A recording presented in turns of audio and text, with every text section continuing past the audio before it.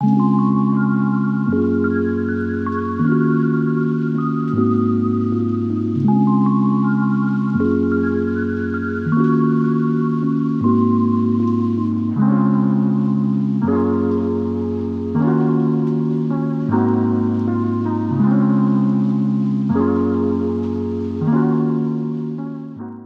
to Crushgasm, the podcast dedicated to the highs and lows of crushes. From their first to their worst, we're going to cover them all with a cascade of characters, including our guest today, a couple of friends who aren't afraid to embrace the silliness of life, Kris and Deb, a podcasting pair that genuinely just want to know everything they can about the world around them, who are here to talk not only about their show, Today We Laughed and Learned, but also their crush on a movie that sent many a teen into hormonal overdrive in the 80s, The Outsider. Kris, Deb, how are you two?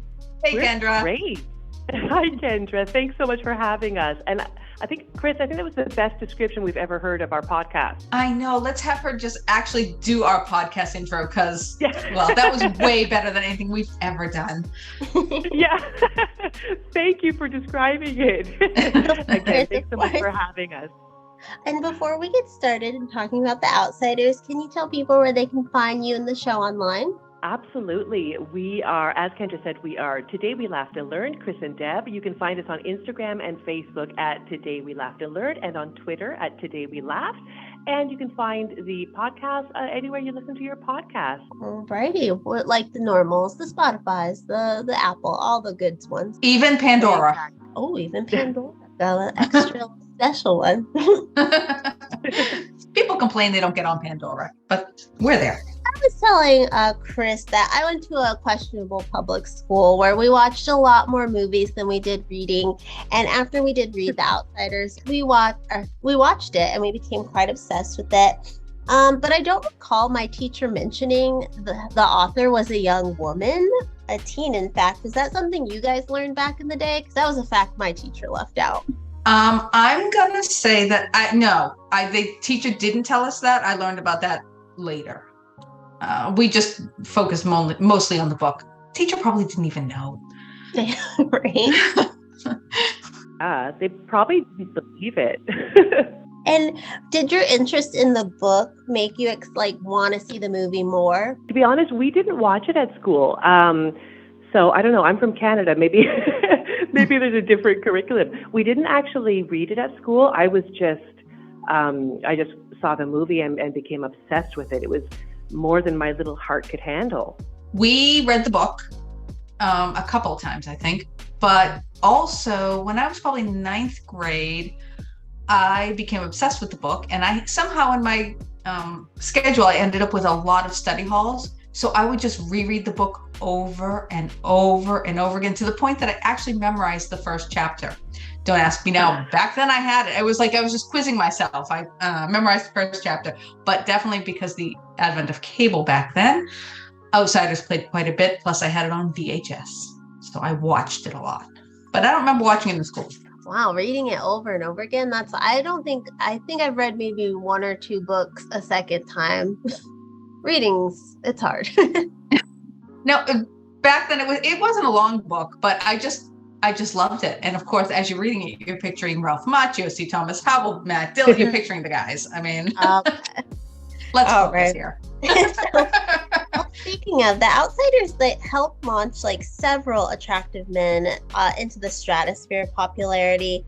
And were you fans of any of their work before this movie dropped, or did you have to go back and try to find these movies like Tex and Dangerous Company after the crushes settled in? Were you like, I need to watch everything Rob Lowe, Ralph Macchio ever been in?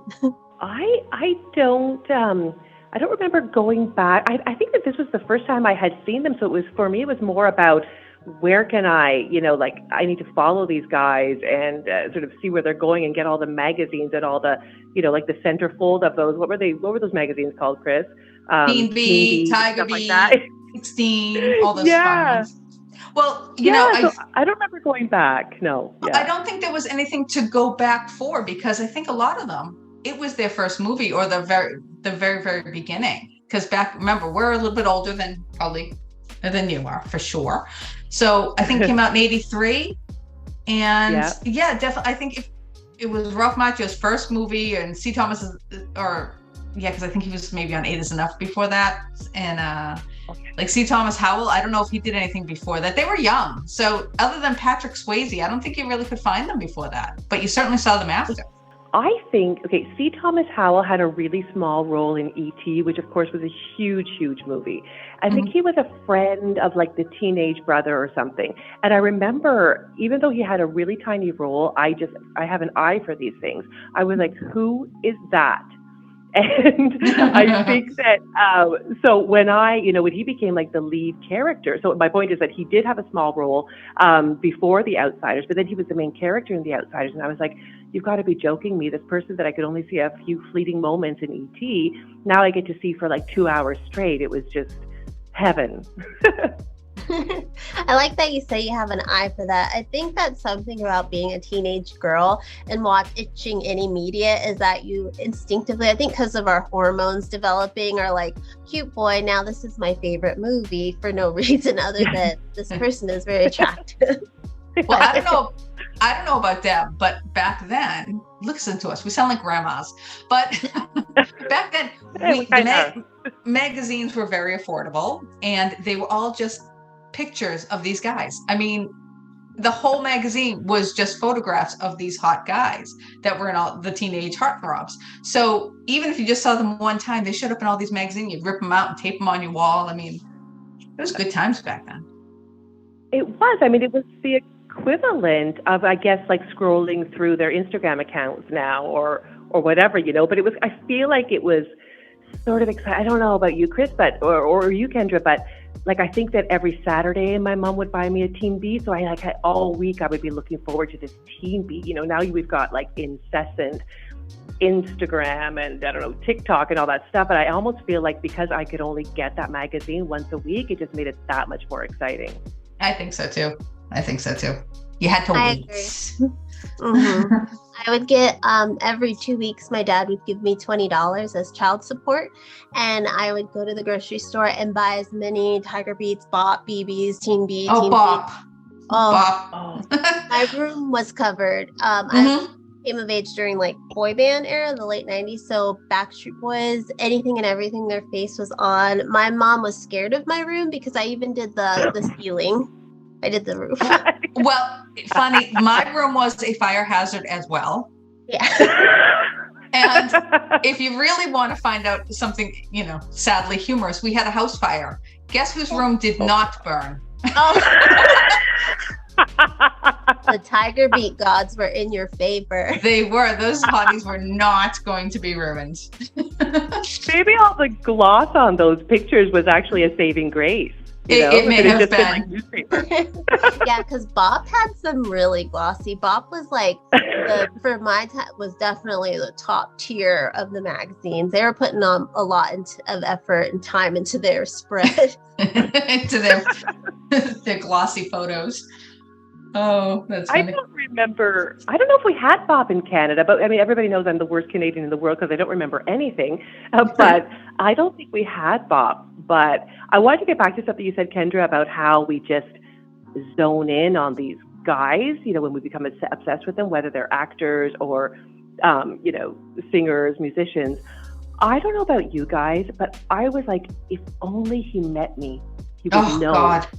Yes. The one, like I was so convinced that if I just had that one, those 5 minutes with him, he would fall madly in love with me, which said a lot about my self-confidence because I don't think I had any. But I was obviously like, you did.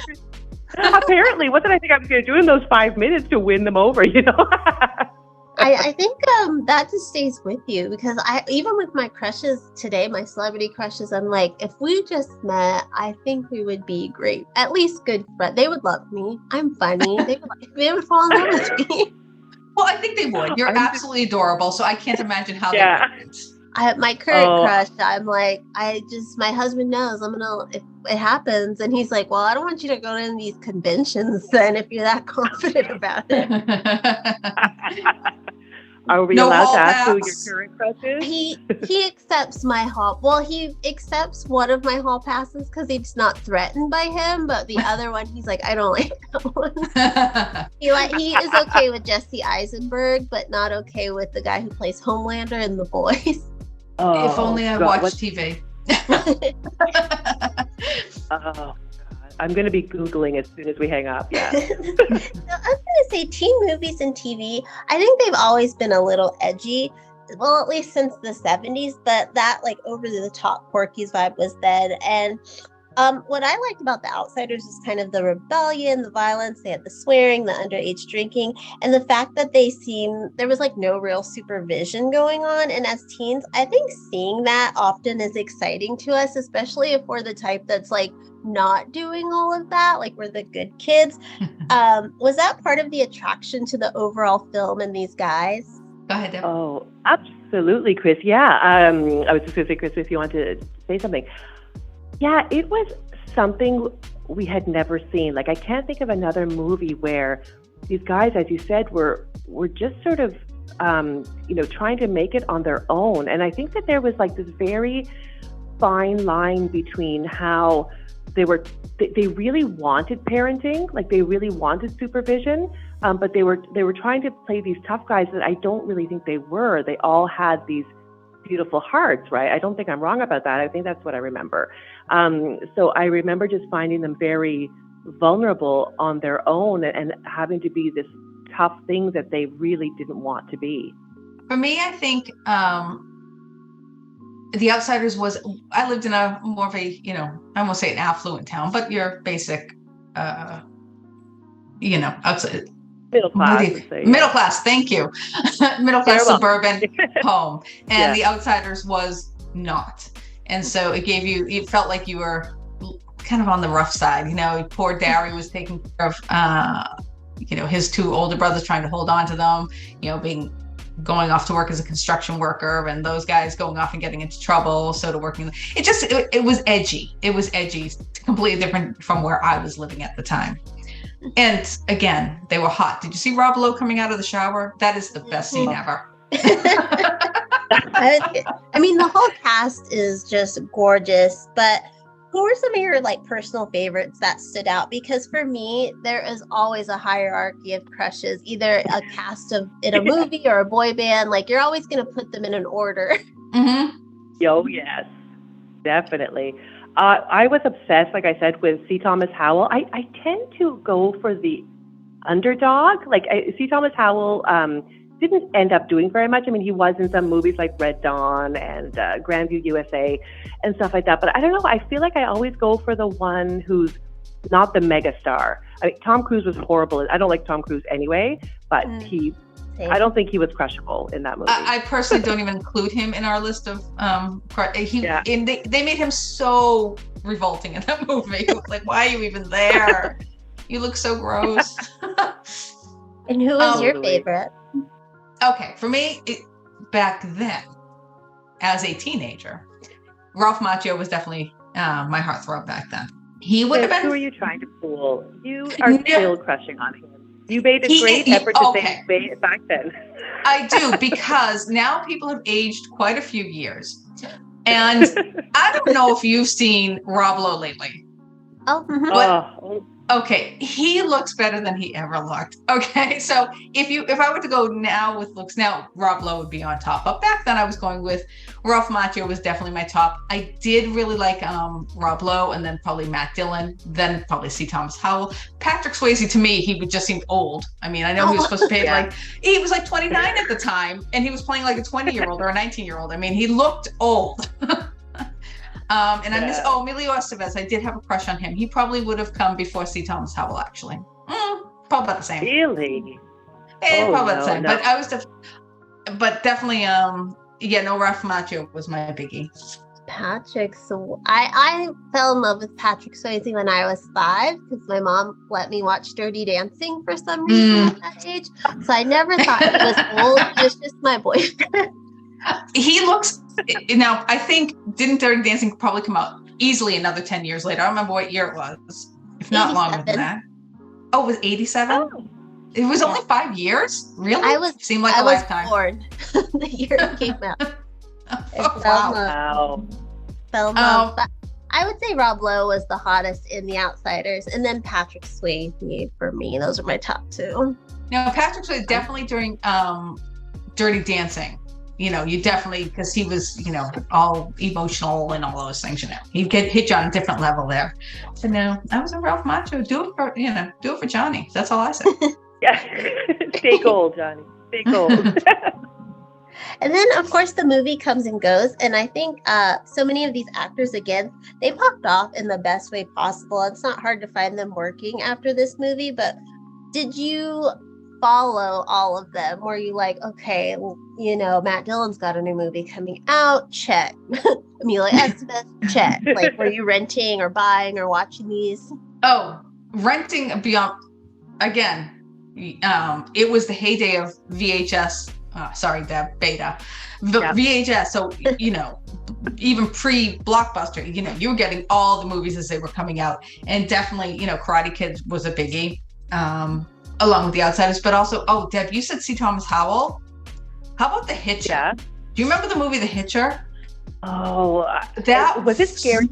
It was. I can't watch. I watched horrors like nothing, but that movie was more psychological. Scared the pants off of me. That was a good movie that he did.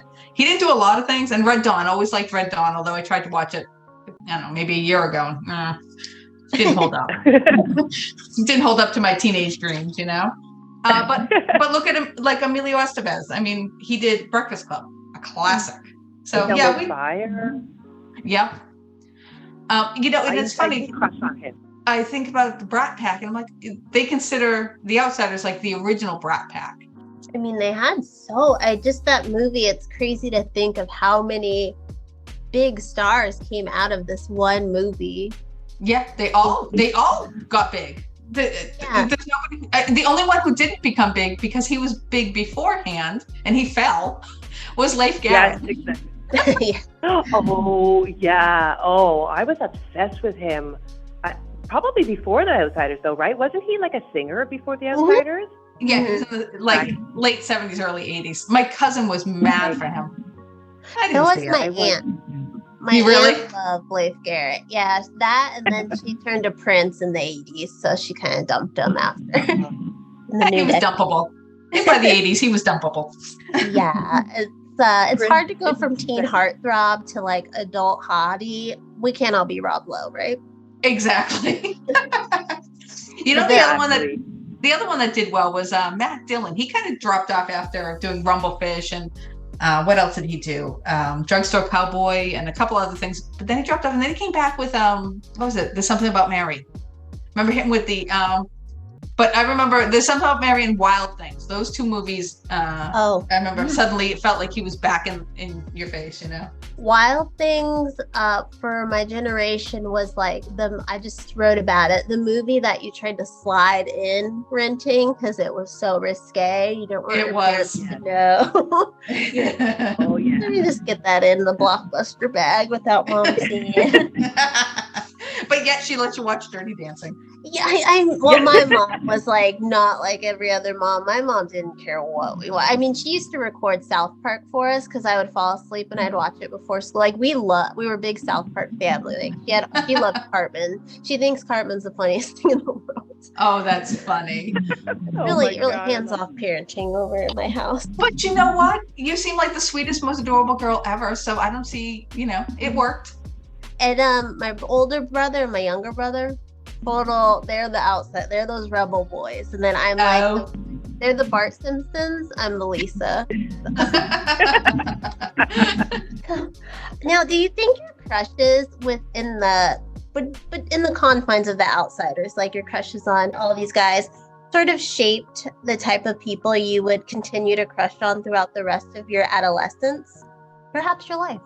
I'm thinking. I'm not sure if I had a type.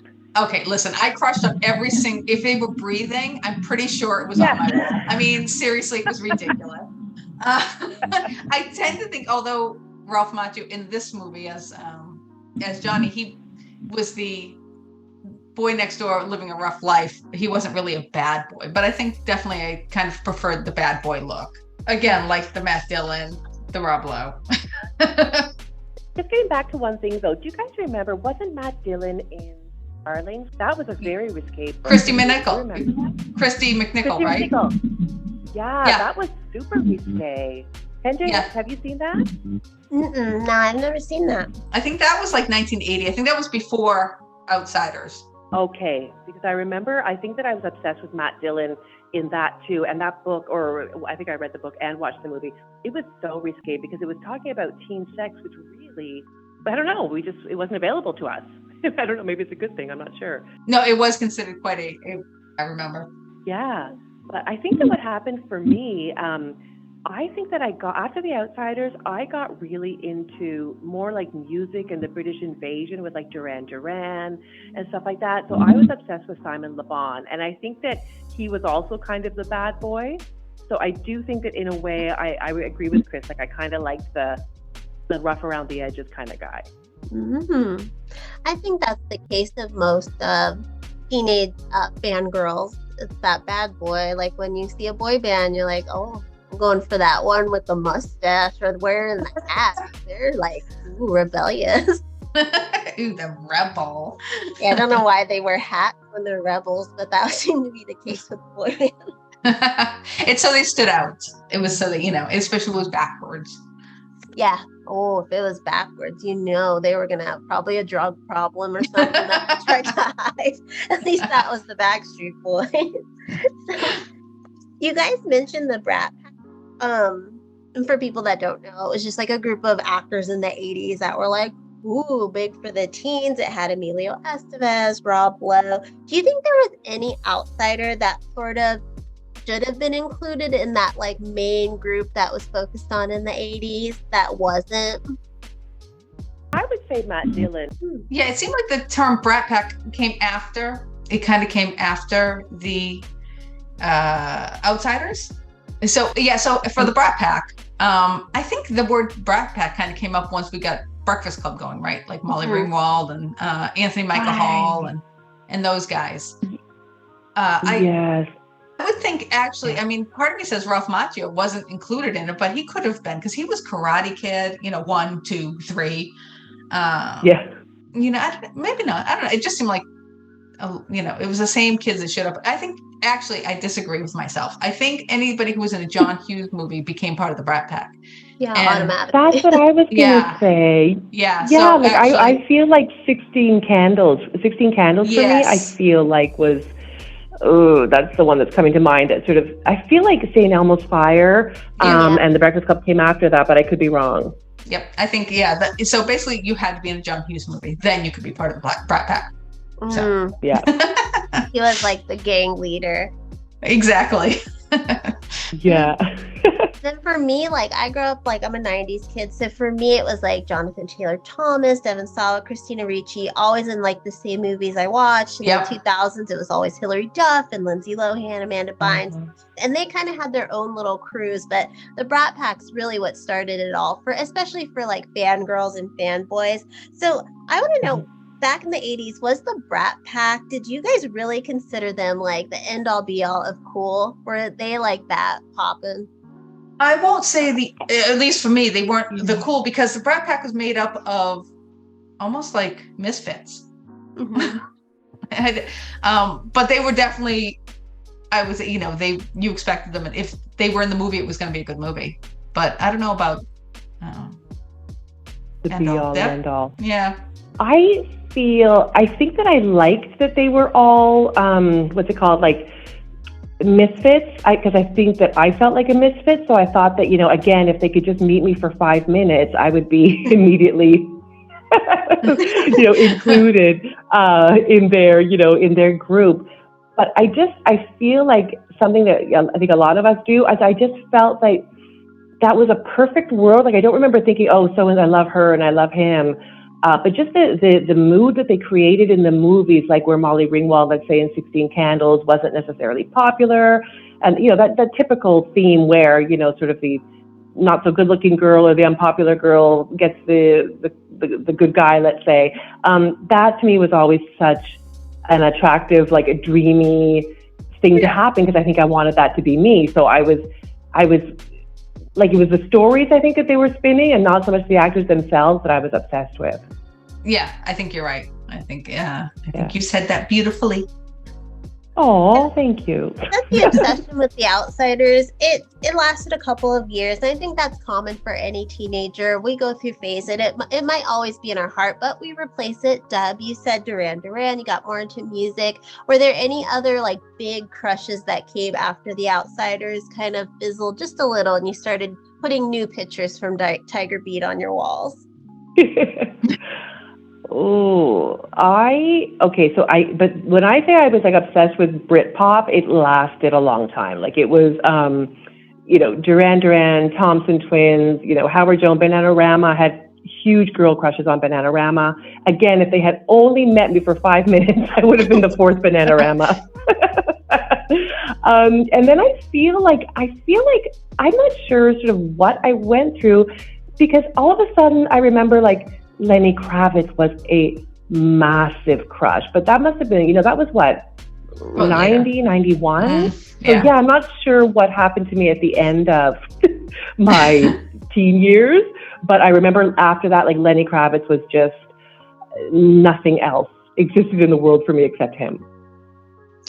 My walls started with The Outsiders and Brat Pack and all that, but in all of those, because I had a lot of walls, in all of that, probably whenever Thriller came out, what was that, 84-ish? It was Michael Jackson. Oh, Thriller. Yeah. He was every poster I saw, I bought so it was mostly Michael Jackson, along with all my Tiger Beat and Bop and Teen Beat and all those. I mean, it really was a fire hazard. And I remember on my wall, there was a little patch of wallpaper, and under it I wrote, "I love Michael Jackson."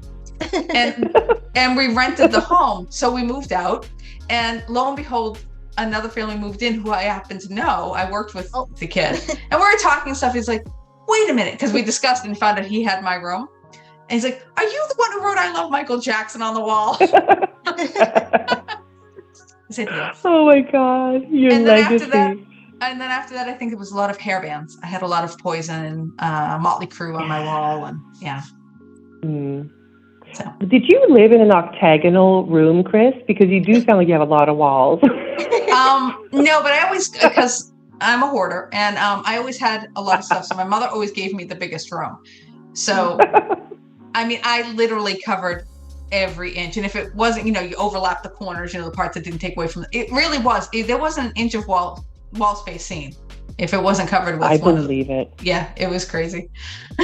I had shelves over my bed. I had these like 2 shelves, and I even had posters and no, maybe not posters because the shelves were small, but I had like stuck pictures of my crushes to the shelves. So it was like, me lying down trying to go to sleep, and like 6 inches from my eyes, it was Simon Le Bon. It was like, yep. The only thing I didn't do was take the magazine like into bed with me. That was. Well, to be fair, there wasn't much left to my magazine. I mean, who really read the articles? I mean, nobody read the articles. Well, I did. Okay. Well, I didn't want to.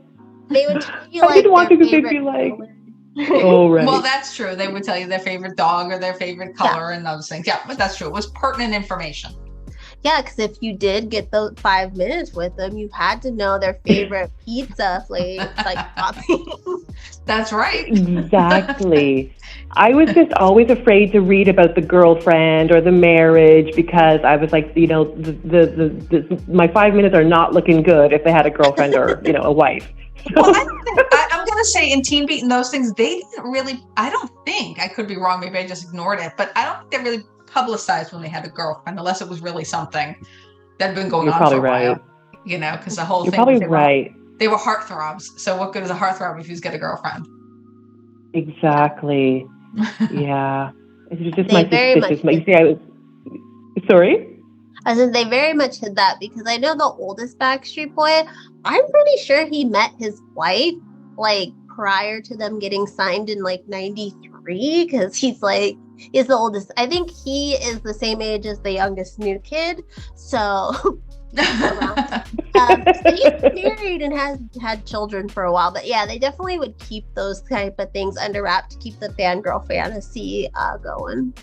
And they could get away with it because there wasn't the internet and it wasn't Instagram and all that. So they could keep all those things under secret. So it led to a lot of fantasy and a lot of imagination. Now you don't get that. How do you think you would have reacted to the outsiders and the cast if you had social media back then? Okay, I don't know if you guys, I think, are going to get this. I'm not sure if this is my my mental health issues, but my crushes were always accompanied by extreme sadness that I was never going to meet them or never going to have those 5 minutes with them. So I don't know. I think that it would have been painful to see them everywhere.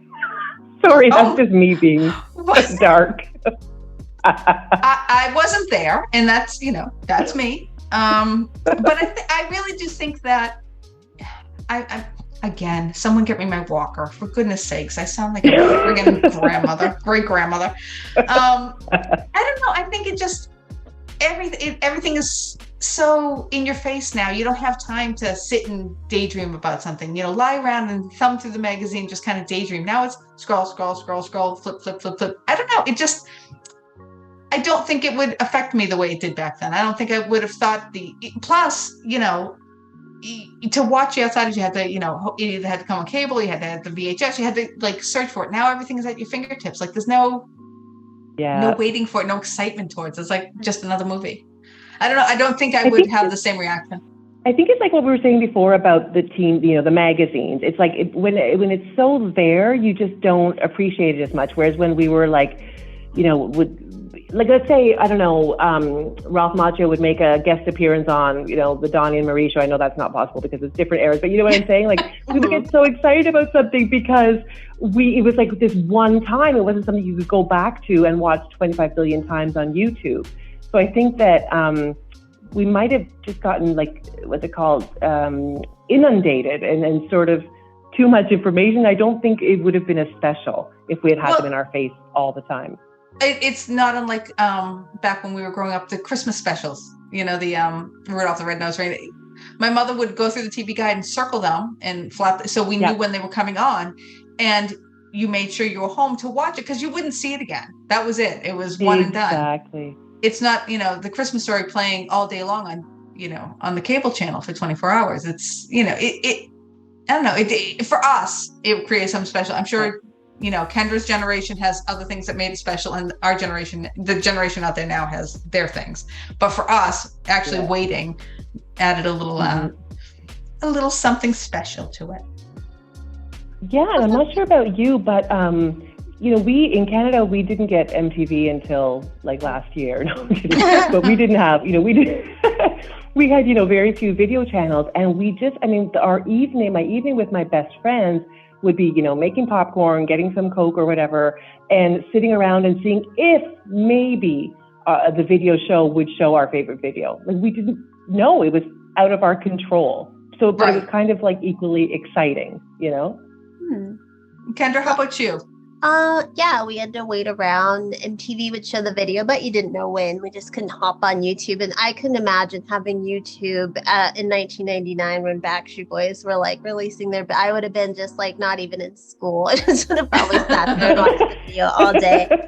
Yeah, I think that waiting around definitely helped add to the fanness. And plus, we didn't have these. I think online we get to connect people like we're doing now, but there's something a little toxic about the fandoms nowadays. With every fandom that's whether they're Swifties or Drag Race fans, it comes with this ball of negativity that follows fandoms too. And I feel like my generation, last one where you really got to just have this innocence fandom. Yeah. We just got to enjoy it. And I don't think kids today, that sounds really like I'm an old person, but kids today, I don't think they have the same type of fangirl experience that we got to, with the magazines and all that. Oh, I agree. I see my kids, or at least my daughter. Boys don't get to it the way girls do. She doesn't experience it the same way I did. She just waits. Okay. She'll watch the same videos over and over again if she likes somebody, but it isn't the same. Or concerts nowadays. When I was a kid, we could go to a concert. We could, I don't know, afford it. Yeah. concerts are so insane. First off, all the scalpers get them before, regular people get them. And then the prices are so outrageous. And then it's like, okay, you can have that, but if you want a VIP experience, so you're like, can actually see the stage, you got to pay this much, you got to pay this. It just seems like, I don't know. It isn't for me, but that's because I grew up in a different generation. Yeah. I think that things were different. Like, I feel like we had enough space in our brains to get excited about the video that we might get to see, or the poster that might be in Teen Beat, or even going out and playing hide and seek. Now I just feel, I have a teenage daughter too. I just feel like they're just like consumed. They're just constantly with these images and this information. I just feel like their heads are so full that they don't get excited. I don't know if I'm like explaining myself very well, but I just feel like there's just so much stimulation there all the time that it has to be something really extraordinary to like really be like, oh, that makes me feel good. Whereas we had it's like what Kendra said, like it was this innocent space where when something came up, because it was so different from our day-to-day life, like as I said, like a video or a new movie, it was absolutely something to be ecstatic about. Here, I just feel like everything is paraded in front of our kids constantly. There's nothing exciting. Okay, that was a huge generalization, but you know what I'm saying, I think. I get that. Like, and with that, you guys have kids, so you can kind of see this more than I do, but I think about it a lot. We didn't get it all the time. Like we're saying, we got our magazines once a week. The videos were played when MTV wanted them to be played. They weren't instant.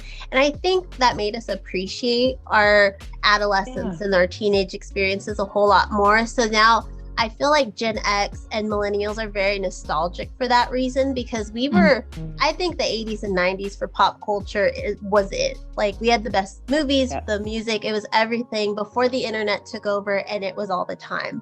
So do you think like your kids are going to be lucky enough to look back and have movies like The Outsiders or music like Michael Jackson? Or is it they're always moving forward and everything's just like TikTok brain, where they're not going to be able to store those memories as heartfelt as you guys have? My daughter, there's certain things, like we were jumping around the other day, dancing to some music and stuff. And there was a lot of songs I didn't know. She's like, oh, when I think about it, I was watching YouTube Kids.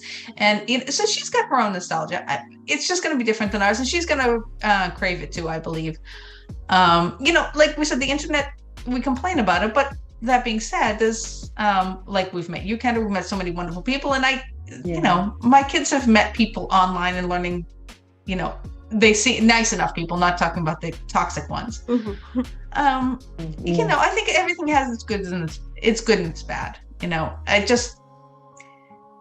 She's definitely going to they will have their own memories. They'll look back just as nostalgic as we did. Yeah, because think what it's going to be like in 20 years for them. Imagine. God. Yeah, I think I agree with you. I don't know about you, Kris, but my daughter recently has been feeling really nostalgic for her, like, sort of, I don't know, the years leading up to, let's say, when she was 7 or 8 years old. She's been watching all these, like, Princess Sophia, all this animation, Mickey Mouse Clubhouse. And it's really beautiful to see her. Well, it's sad because it's almost like she's lamenting it. But it's also, I feel so happy that she had such joy. Yeah, we go through those. Yeah. Yeah, I love that. So, yeah, I think that they will have their own memories, but it's definitely different, a different kind of feeling, maybe. I think it'll be just as nostalgic for them. They're going to crave Sophia the First. They're going to crave, all those things the way we do. And they're going to look back and they're going to feel old when they're going to say, oh, remember the old days? Because seriously, 20 years from now, you look how fast life is moving now. What the hell is this world going to be like in 20 years? And as for the girls, I mean, let's face it, our girls are not graduating this year, but in a couple of years they're graduating. So it's kind of, I think, one of those things too, kind of, looking back. That's good to hear, because I always get worried. I'm like, I feel like every generation needs those nostalgic memories, and I'm like, I hope these kids are making them, because the world's tough right now for kids. So I hope they do have some joy to look back on. But before we move on, I want you to know, I want you to imagine yourselves in the world of The Outsiders. You're going to get your 5 minutes, Deb. I need to put some I need to do my hair and put some makeup on. You're dating your favorite. So you're dating Ponyboy, you're dating Johnny. What are your lives like in this world?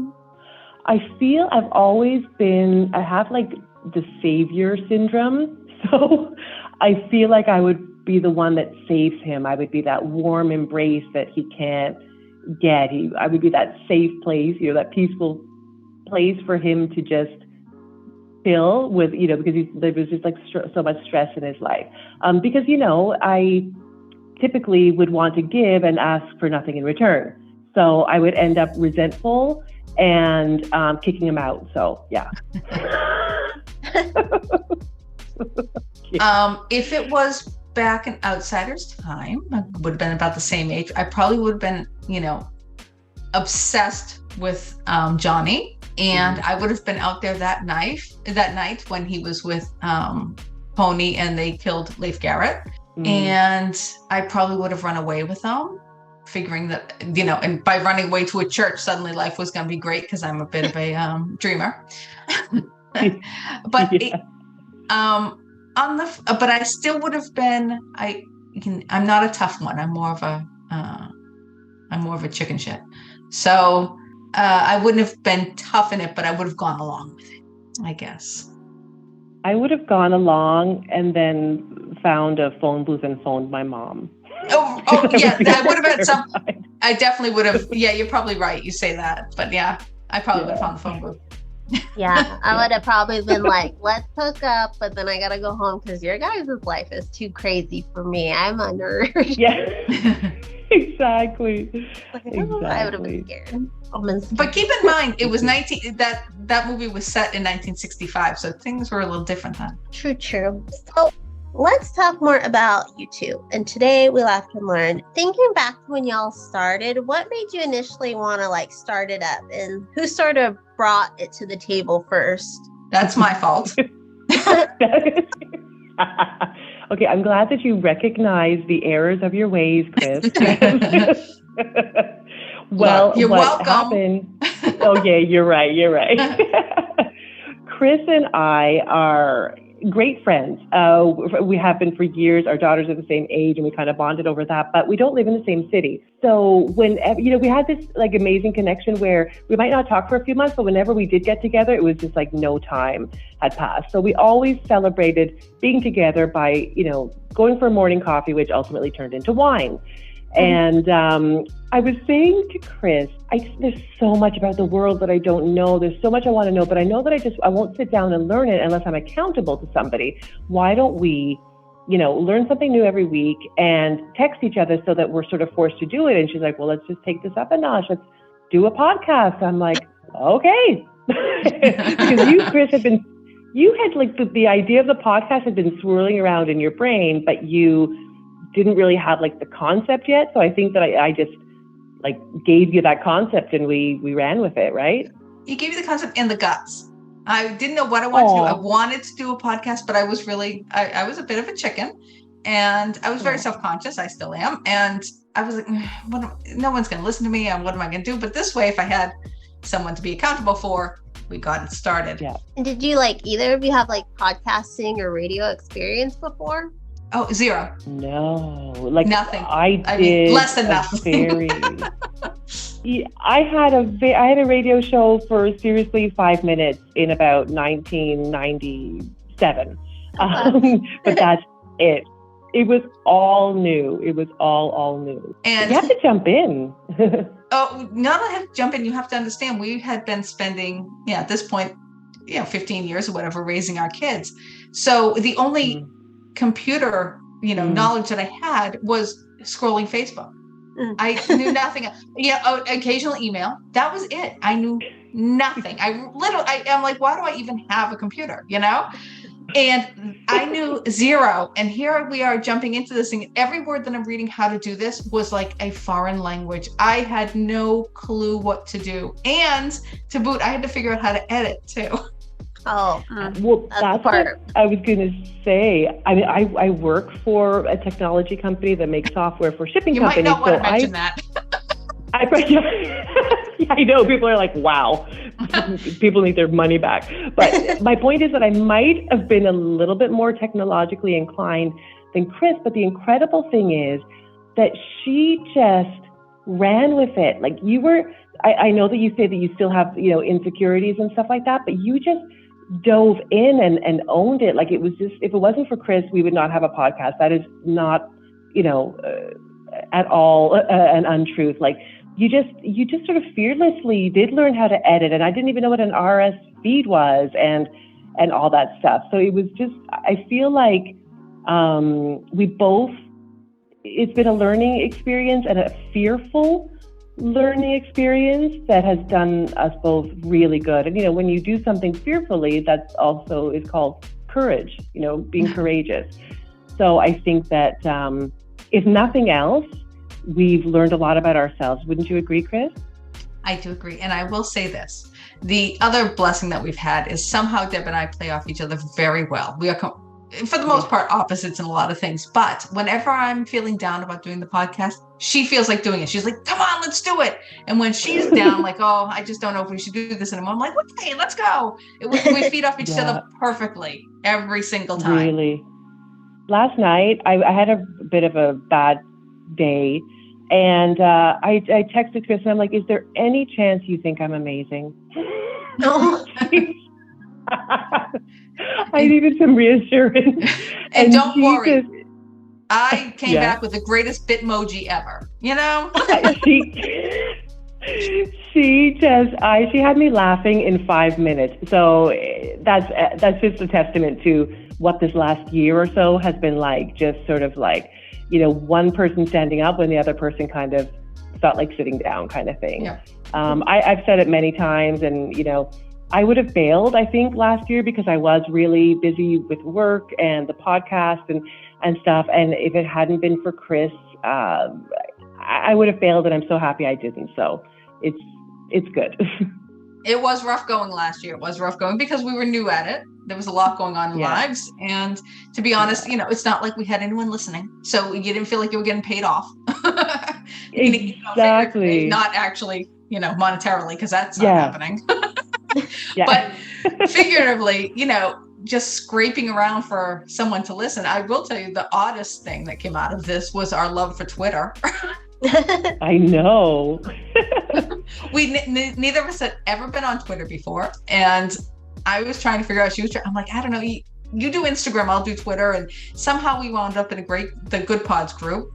And everybody has been so nice and so supportive, and we've met so many great people, and I have nothing bad to say about Twitter because I know it's out there, but we've been blessed that we haven't run into it. Everyone's been very kind to us. So it's good you all have each other, a partner in crime, because it can be hard to do it by yourself. Well, I think it's like we said before, it's the yin to the yang is what we say, because always when one of us doesn't feel like doing the recording, the other one does. And, and we pressure each other because we actually have to look up topics, and it takes so much longer than we ever thought it would. We thought this was something we'd knock out in a couple hours and we're all set for the week. This thing can take forever. So sometimes you don't feel like doing it, but no, yes, we're very blessed to have each other. Definitely.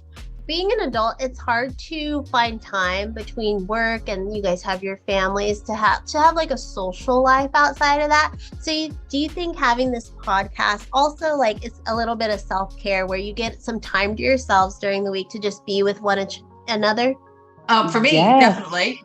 Yeah. For me, definitely, because not only is it my self-care, it's actually my social life. I don't have much of a social life outside of here. So it's actually boosted me up. I've been talking to so many more people, and like I'm not just vegging in front of the TV or I'm actually doing something where I'm actually learning something. My kids support me. They may not listen, which I understand, but they're like, oh, she's recording, that's okay. They're not complaining. Everybody supports it. So I'm glad we did it.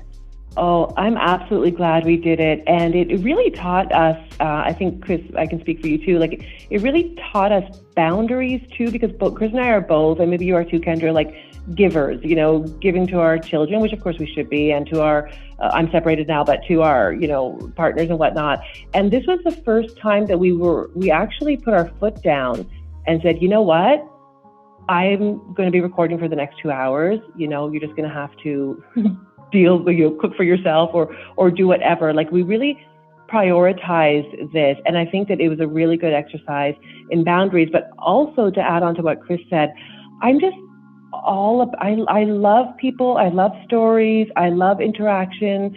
And this is a dream, like going on other people's podcasts, having other people on our podcast, meeting you, Kendra, like another soul, another spirit. It's so good for our psyche, I think. And it's, I would say it's my social life too. I have a few friends, but not too, I'm not out every night, that's for sure. Yeah, for sure.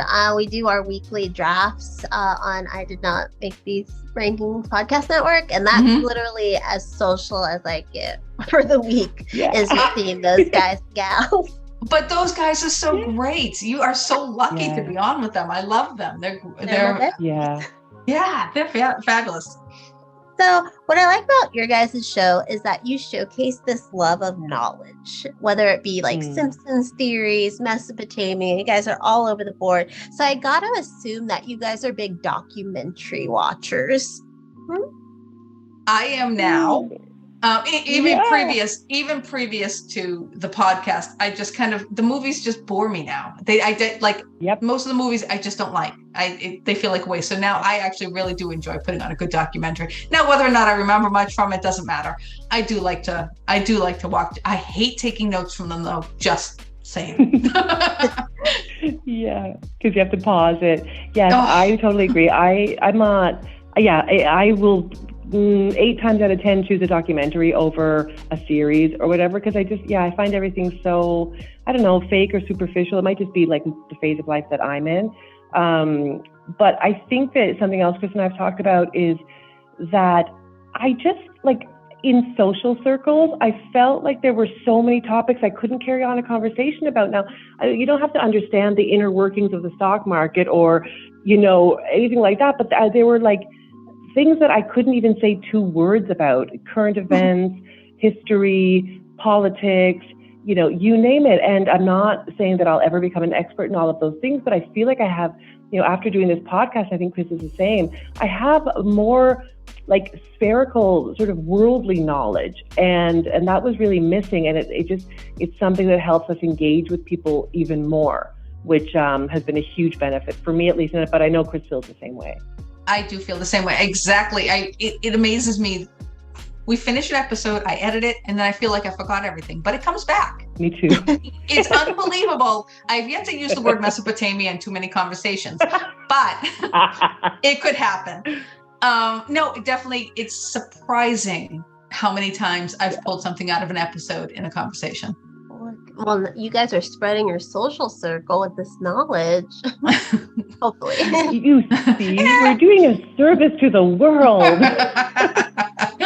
And what are some things that you want to learn that maybe your partner doesn't know you want to bring to the table yet? Kendra, you are the best question asker. You have such good questions. I don't know. I think I would have to think about that. One thing I'm very curious about, like, religions and spirituality.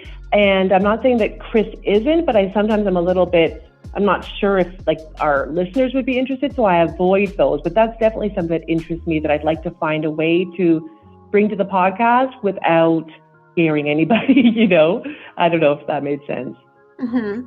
And for me, I know Deb lacks in pop culture. So love her dearly, but she does lack in the pop culture world, and I do too, but I definitely have a little bit more grip on. So I try to keep it a little lighter, most of the things that I do, but I find myself really intrigued with history. So it could be anywhere. And history is everything. So I know Deb for sure. 99% of it she has not heard of, because I have. Oh God. So I try to keep Deb with the pop culture and history. What is some pop culture history that you might want to tune Deb into? Well, everything.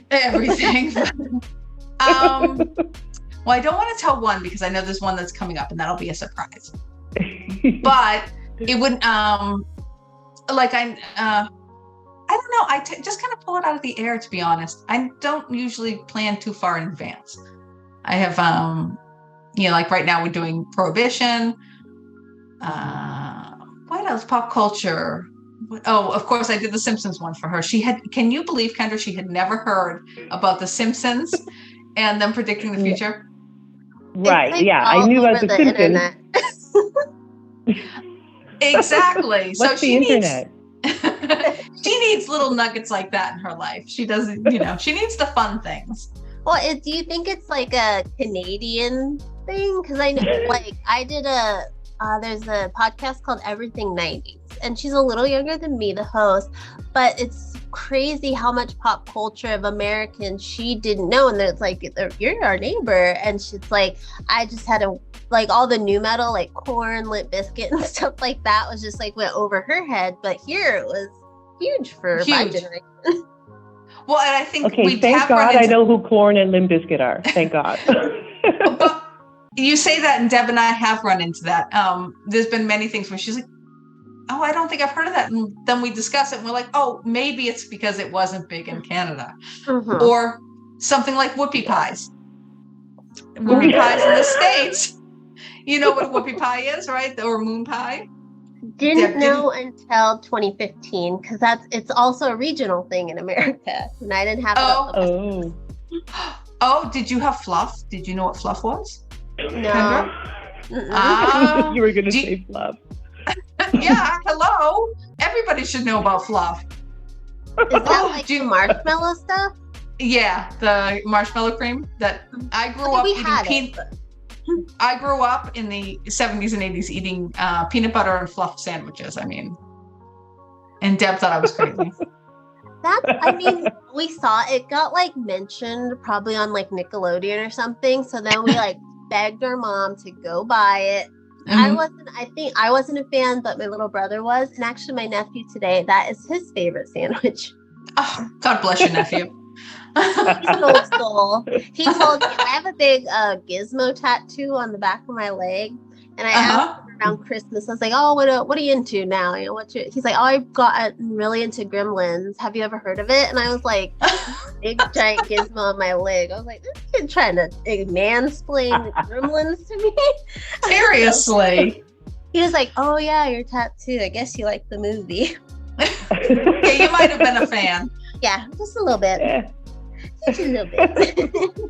Like I said before, I like sort of deep things. I'm more, as I said, I think that, the Canadian thing is definitely a factor in the pop culture. Also, I've lived abroad and I go back and forth between Canada and Greece for many, many years. So I've missed a lot, but I think that I'm, I don't know, I'm just kind of not into poppy stuff. Maybe I'm just at a time in my life where I want to get into knowledge and understand things, and particularly anything to do with the inner workings of our brain and stuff like that. So that's my excuse for not knowing anything about pop culture. But keep in mind, in everyday conversation, sometimes you need to have a little bit of that knowledge. I know. I'm baby steps, Kris. I'm trying. Baby steps. I know. Well, yeah. We want to know what's coming up in the next coming months, the June, July. Do you guys have some episodes already planned? Well, first off, we surprise each other each week, so we never tell each other what the topic is going to be. So it's always a surprise. That way, there's no planning ahead. But we are trying to get a few episodes in the can because we're both heading on vacation, but we're having issues getting that done. Yeah. We're having issues getting our regularly programmed topics done, let alone a couple of extras, so that we don't want to leave a gap in the summer. I don't know about you, Kris, but okay, maybe 2 weeks or something, but we wouldn't want to go for longer than a week or two without publishing. No. So we really need to get an extra couple. We're having tons of fun with collaborations though, right? And both going on people's shows like yours, Kendra, this is amazing, and having people on ours. So we're trying to cover the summer with collaborations and a few extra topics.